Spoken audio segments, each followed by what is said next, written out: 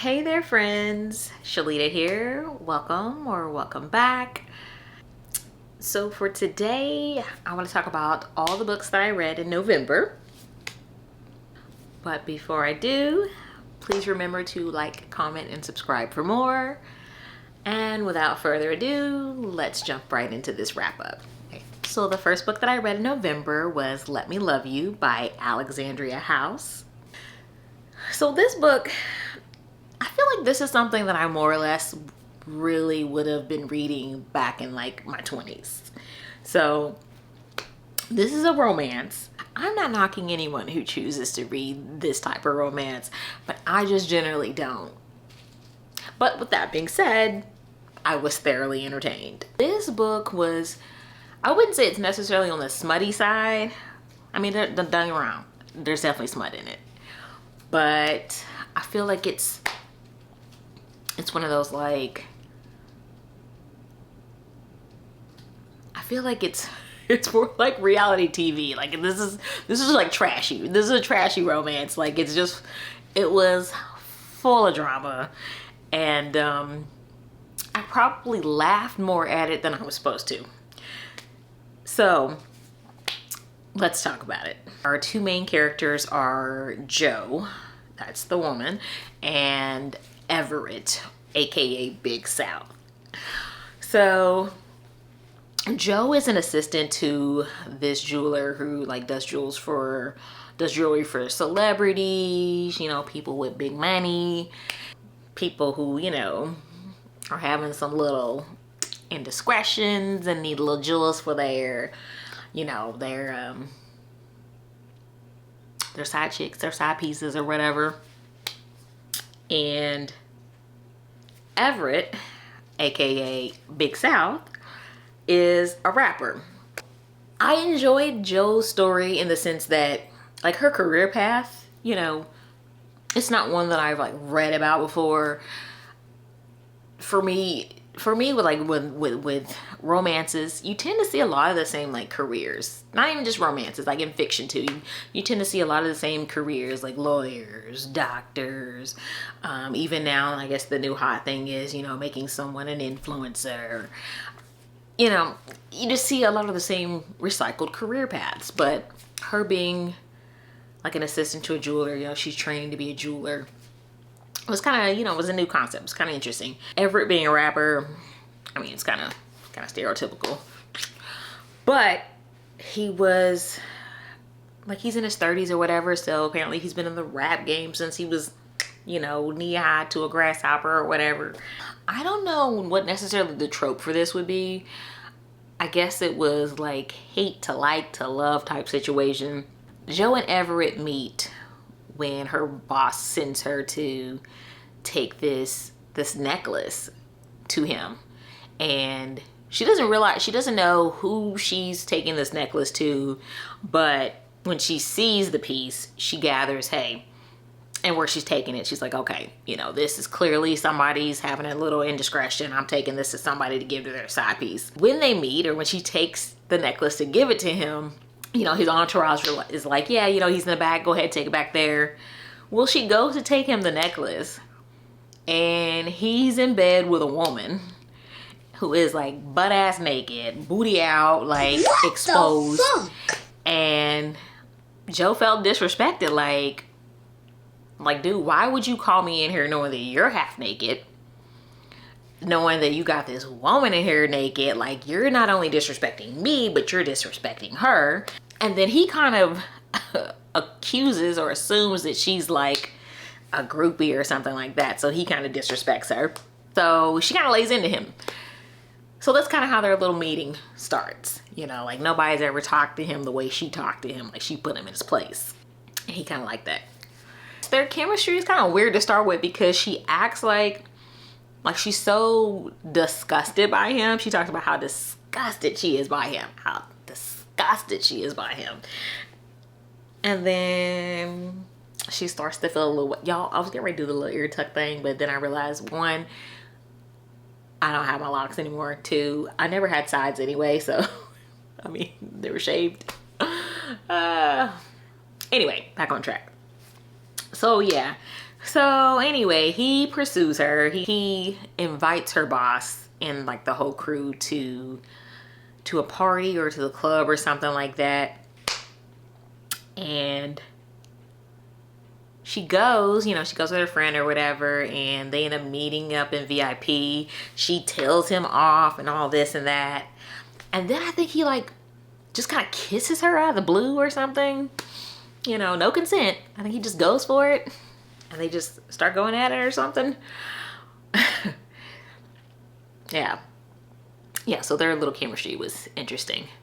For me, the drama in this was more entertaining than the connection between them. Like, there was a lot of drama. There was a lot of mess going on in this. So Joe's ex-husband is like an asshole. Like, first the way that her and her best friend talk about him, you're like, oh, he's an idiot, but also an asshole. So Joe was previously married. They have a child, you know, a toddler, and apparently the dad's, or her ex-husband, he's pretty much hasn't been a part of this child's life, hasn't been in the picture, and yeah, he's just an idiot. So, you know, you think he's you know, an idiot and a deadbeat dad type situation. Then you have Everett, who's also divorced, and his ex-wife is like this, you know, highfalutin, you know, former supermodel or whatever.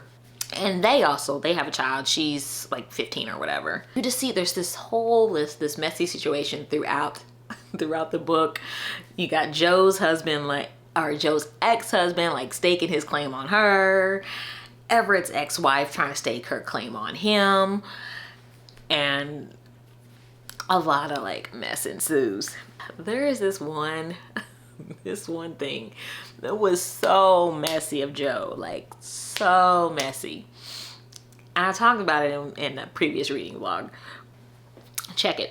Joe and Everett were supposed to like have like a lunch date or something like that, and he had to cancel. You know, he's like, hey, you know, I'm in the studio, you know, laying down some tracks, whatever, whoop whoop. So she's like, oh, well, hey, you know, like, I'd really like to see that. I'd like to see what that looks like. Okay, so she meets him at the studio, right? And they're all finished, but she's like, hey, well, let me hear what you got. Let me hear what happened. So, and I think he already I think he already told her that this wasn't his track. This is a track that he's featured on. So, you know, he's just, you know, this ain't his song. This is just somebody else's song that he's doing a little part for. He plays it back for her. And she's like, oh no. She's like, no, that's weak, whatever. Like, you need to come harder than that. You need to come harder than that. And he's like, what? And she's like talking about, you know, like his past music and how much she loves his past music and all this. But, you know, if you're going to be on this track, you need to come harder and yada, yada, yada. So he's like, all right, bet. So he goes back in the booth and he's like rapping, right? Because that's what he is, he's a rapper, right? So he goes back in the booth and he's talking about like all the stuff that he would do to her and yada, yada, yada. And I think he says something about, you know, like if she's somebody else's woman, or I don't know. He was just talking about all the stuff that he would, you know, do to that body, you know. Meow. And so she's all like, like, oh my gosh, like, that turns me on, you know. So later on in the book, they are at this charity event that he hosts, like, you know, every year in honor of his mom. So this is her first time like meeting his siblings and stuff. She's meeting his family, and she gets up to go to the bathroom, and his sister's like, hey, I'll go with you. You know, girls don't go alone. So they get up to go to the bathroom. Joe's ex-husband is there, snatches her up, and is like, yo, is this the guy that you've been fucking in my house? Like, yeah, this is the guy that you've been fucking Big South. You're fucking Big South. And so the sister's like, you know, she don't know what's going on. So she hightails it back to the table and is like, you know, hey, getting Everett, getting security or whatever. Everett and security roll up on the situation, and her ex-husband's like, hey, Big South, you're fucking my wife or whatever. And Big South's like, wait a minute, Joe, your husband is Bugs NYC? Y'all, her ex-husband is a rapper too. And not only is he a rapper, it was his song the Big South was featured on. It was his song the Big South was rapping about all the things that he wanted to do to her. So you got this man out here rapping on your ex-husband's track about all the things he wants to do to you? Y'all. And she knew it though. Like, she knew that that's whose song that he was rapping on. She knew. She gives me no kind of heads up. No kind of warning, no kind of heads up. Joe messy. Joe is messy for that. So messy. And that's not even like, bro, the story gets messier. Look, I don't watch reality TV. I haven't watched reality TV like in double-digit years probably. But this is definitely in the realm of reality TV. It was very entertaining in that sense. I'm not gonna say this is an amazing book. This is not a book that I'll ever reread, but it was entertaining, okay? I think I did end up like rating it 3 stars, because hey, it was a decent book. It was entertaining. So yeah. So Let Me Love You by Alexandria House. This is a part of a series, so if you are looking for a like a messy drama-filled series, this one is on, I believe it is, yes, it is on Kindle Unlimited. Wait a minute, scratch that. I did not read this on Kindle Unlimited. I read this on Audible. It is a part of the Audible Plus catalog, so it was free to listen to. So if you have Audible, there you go. If you don't have Audible, try Libby. Maybe it's on there. So the next book that I read was All the Sinners Bleed by S.A. Cosby. Y'all, S.A. Cosby he's quickly become my like favorite thriller writer. Like, this book was so good. Like, if you've never read anything by S.A. Cosby, please, you gotta read this one. You gotta read Razor Blade Tears. My Libby hold for another one of his books just came up, and I wasn't even gonna like really read anything for the month of December. Like nothing in depth. I was just gonna read some like trashy holiday books or whatever. Oh no, baby.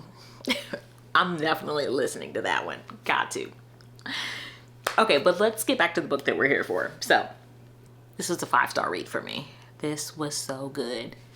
So like I said, this is a thriller, and I listened to the audiobook, and I also read the ebook on Kindle U. So in this book, our main character is Titus.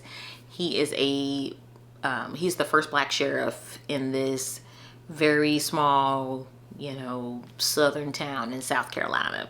A beloved teacher at a high school is shot by a former student. That former student in turn is shot and killed by the police. That kind of triggers, as you can imagine, a lot of uproar in the town. Not only do you have this teacher being murdered by the former student, then some evidence comes to light, and we find out that there is a serial killer operating in the town, and has been for who knows how long. This book was so good. Like, just full of tension. I'm not gonna say necessarily full of action, but there's action in it. There's tension. There's, you have the sheriff. He has all this pressure on him.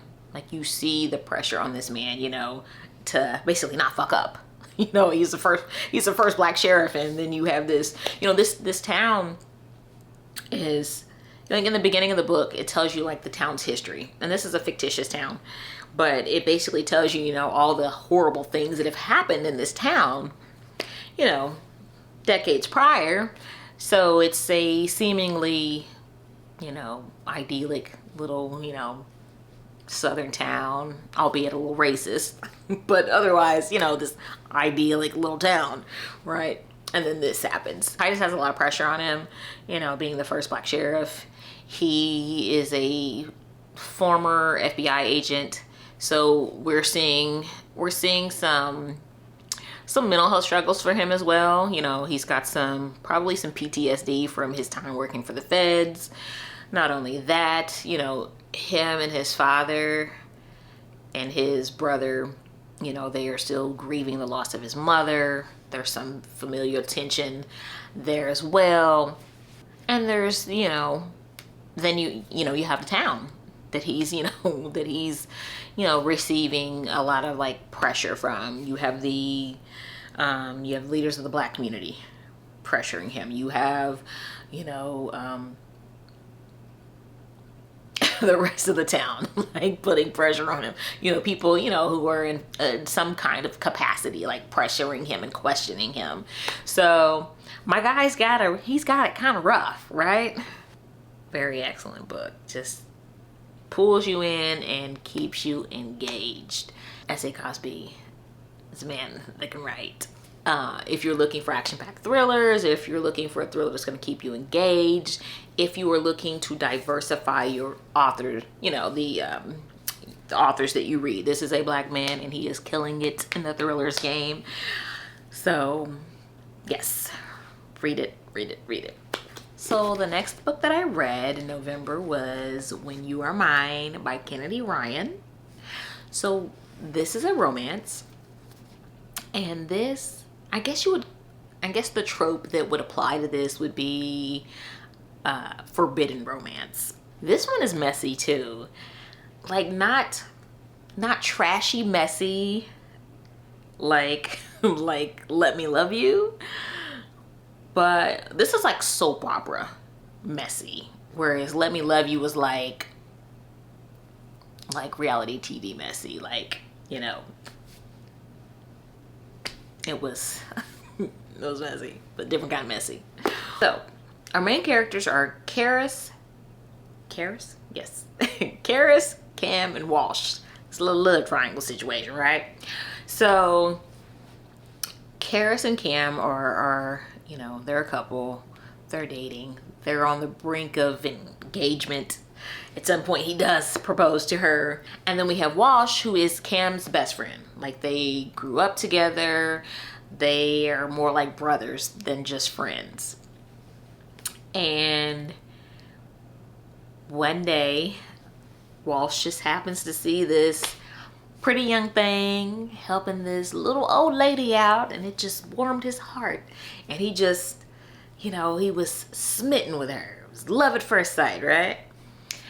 And I don't know if he spoke to her at that point or not. Yeah, they did. I think they had a little exchange. Yes, they had an exchange. They talked briefly, and then they both went their separate ways. So, same day, you know, Walsh is going to this event that he's going to an event that his family hosts or puts on or whatever, and he looks up and there's Karis. I think she's being honored in some way, but that's when he realizes, oh wow, this is the girl that my brother has been, you know, gushing about, and this is the woman that my brother is in love with. Oh, so then after she's done her little thing on stage, you know, they cross paths with each other, and there's this electric current between them. This man is making her feel things that she hasn't felt before at all, ever. Not even with her current man. But they both know that they can't act on it. Right?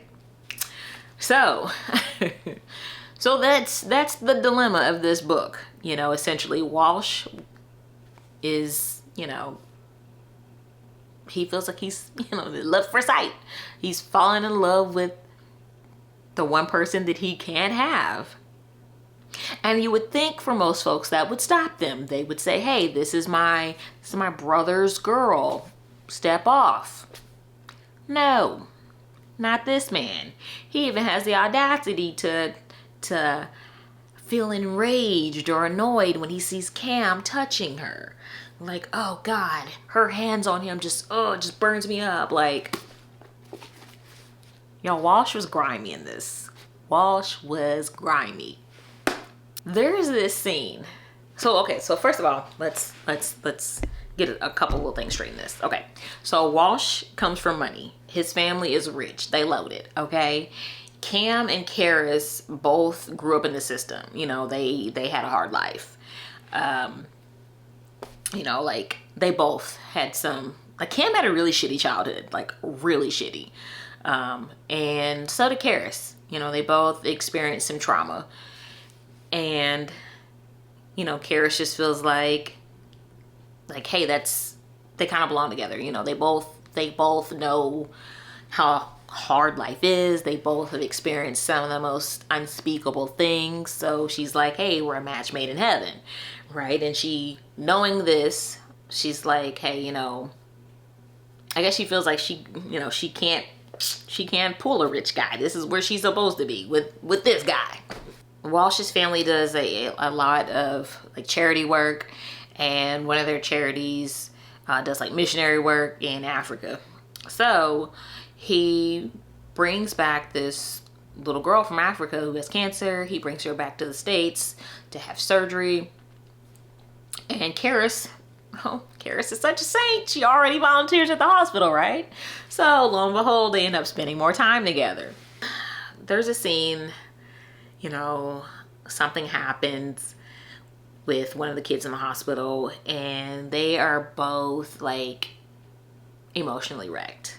Like, you know, she's crying. I don't know if he was crying or what, but, you know,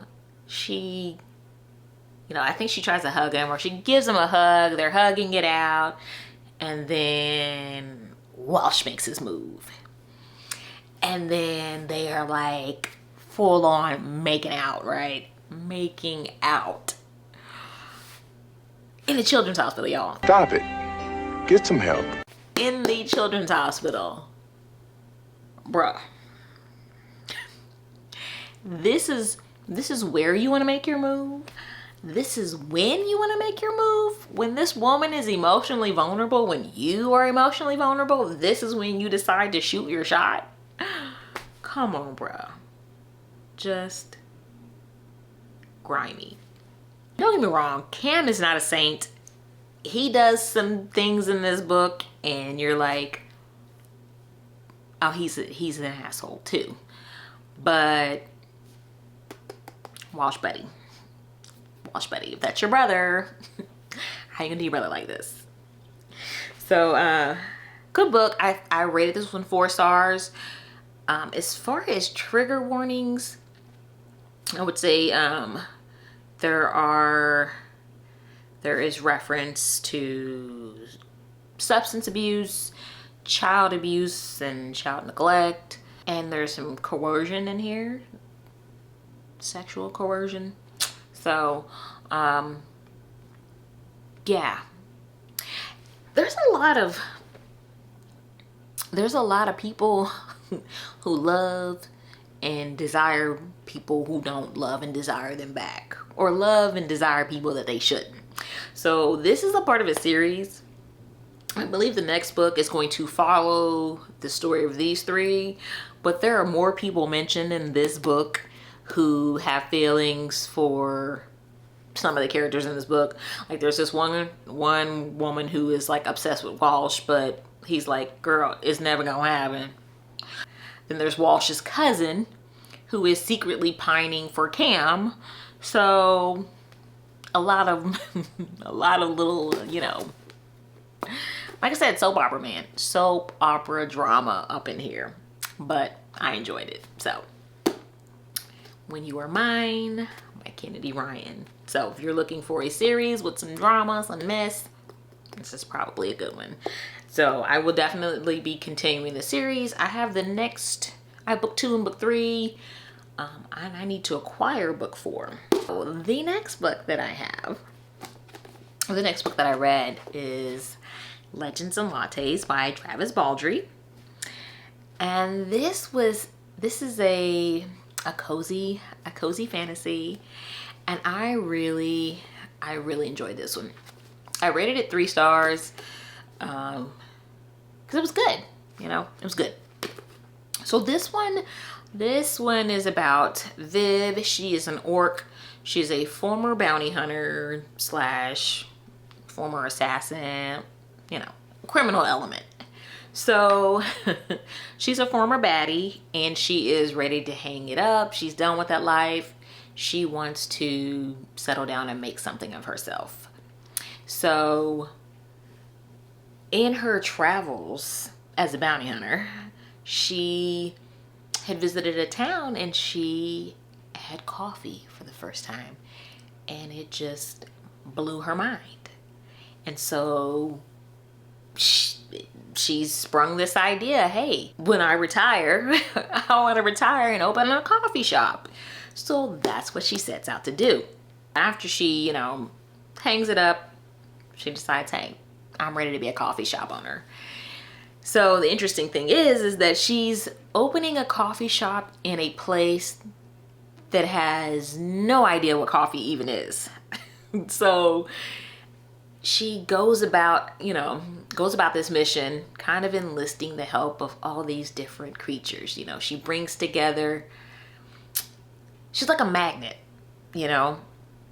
only she just kind of draws all these people to her, of different backgrounds, different walks of life, all these different creatures who have something unique to offer to the coffee shop. It is so sweet. I mean, the faith that she has in these people, the belief that she has in them when she notices their talents, and she pays them what they're worth. She respects them and respects their talents, and it's so sweet. And this book, I feel like the way that they describe things, like the way that they describe the experience of drinking coffee, like, yes, that's like, you guys get it. Like, it's so, this book takes a look at like the mundane and simple things in life and makes you appreciate them.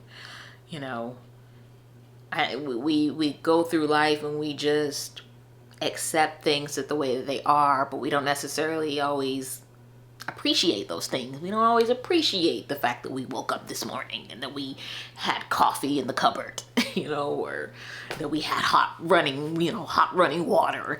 So this book takes those simple things and, I don't know, romanticizes them, just makes you appreciate, like, oh man, the beauty and the simplicity of things. So I enjoyed that very much so.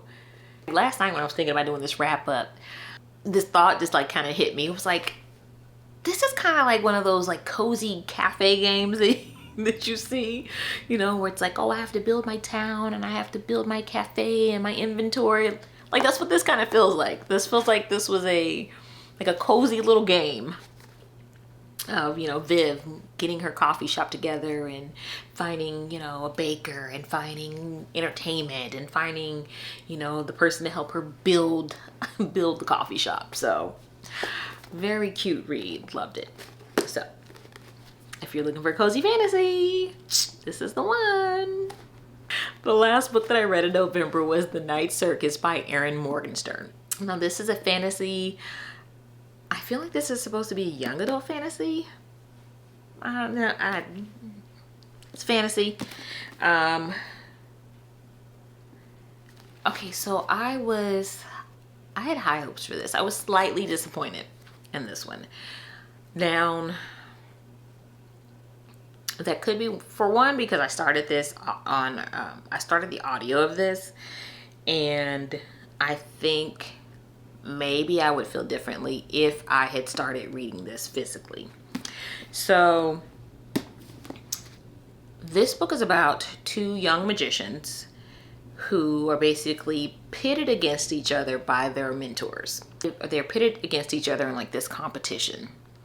Celia and Marco. So Celia and Marco. So Celia's dad is her, mentor. He's like this successful magician. And then Marco is basically like almost like picked out of an orphanage by the other mentor, the other head magician. This is like this competition that these two magicians have had running between each other for years. This was a really pretty book. Like a lot of pretty imagery, pretty images, descriptions. Like this book was very heavy on the description. My issue with this book is I feel like it was like cake, pretty to look at, delicious tasting, but they're empty calories, like I felt like there wasn't enough substance to this. There wasn't a whole lot of action going on. Like, I get it. There's competition, right? And all the little tips and tricks and things they're doing are really cool and really pretty. But the stakes didn't, there were no stakes in this. There were no high stakes in this, and I was just looking for that. Like, I get it. Like, I enjoyed this one. This one was, a fun, good time and cozy. But this, I don't know. I guess I expected more from this, and I felt like I was just like, you're blowing a lot of smoke up my ass. Where's gosh darn action? So there, it kind of did. Like towards the end, I'd say maybe around somewhere between like the 60, 70, 80% mark, like some things started to happen, like some treacherous type things, some dangerous type things. And you started to see the effects of Celia and Marco. They intentionally kind of kept them apart, didn't want them to meet, and then they meet and they kind of catch feelings for each other. But this is not a game they can just walk away from. And Celia knows this, but Marco didn't. So it's one of those there can be only one situations, and Marco didn't know that. Celia did, but Marco didn't. You start seeing things happening to this circus as a result of kind of their love for each other. They kind of start neglecting the competition, and it starts to show. And it's, you start seeing things happening in the book that shows, hey, it's more than y'all being fucking selfish here. But you start to see the consequences of their love, the consequences of their connection. So it's they start to affect other things in the circus, and not necessarily for the better. But yeah, this was a pretty read, but it lacked substance for me. Not only that, like I said, I think I definitely should have started this physically, because there's a lot of like time jumping, like back and forth in timelines, and listening to that, it's kind of hard to keep up with. It's kind of hard to like, okay, well, damn, what storyline? I was confused at times. Like, okay, well, this person is mentioned during this, time period, but during this time period, they would be this age. It confused me. So, yeah, pretty book. I think I gave it 3 stars. Like I said, it was pretty. I enjoyed a lot of the imagery. I enjoyed like the end of the story. Have any of you read this one? I'd really like, am I alone in this? I feel like I'm not alone in this because I mean, I did read some Goodreads reviews and there was definitely one person who was like spot on with it. I'm like, yes, that is exactly, that's exactly how I feel.